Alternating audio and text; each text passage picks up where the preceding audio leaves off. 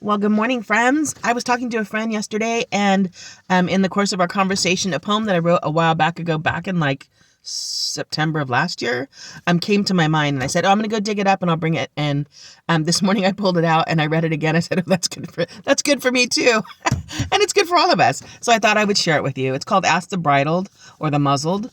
And so bridled is like sometimes we have to be, they put a bridle in a horse's mouth so that they can direct it where it needs to go.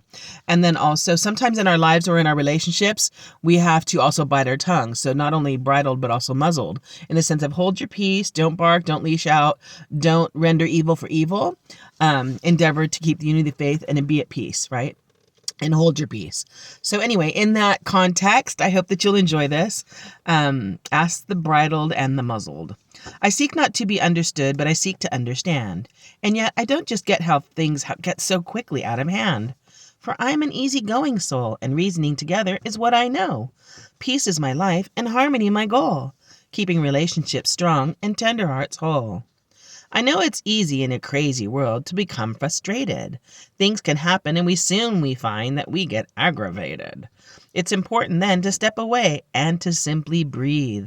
Don't lose control and leash out. No, don't release that beast. For when you let loose and consciousness dull, you allow destructive anger to flood your soul. This will surely take its toll, and relationships unravel like a toilet paper roll. For anger rests in a soul that's still striving, but in the spirit realm there is no fighting. What's harder still is paying the price of another's anger. It's not fair or nice. But there's no reasoning with the consuming fire, and the need to get out is certainly dire. Emotions run hot like a burning coal. Anger leads those in its wake to a real hellhole. For where there is strife and unresolved contention, there is every evil work one can mention. So when I sense this vibration deflation, I have a carefulness to prevent detonation. I stay clear and try to promote detoxification, then build again in time on a pure, sure foundation. Time to be still and introspective. Sorry, I'm going to lose my phone here.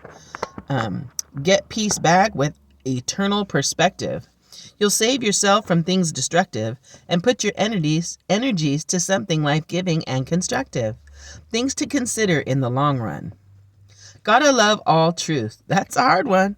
Because sometimes in the mirror we begin to see that a very scary character is really, hey, me.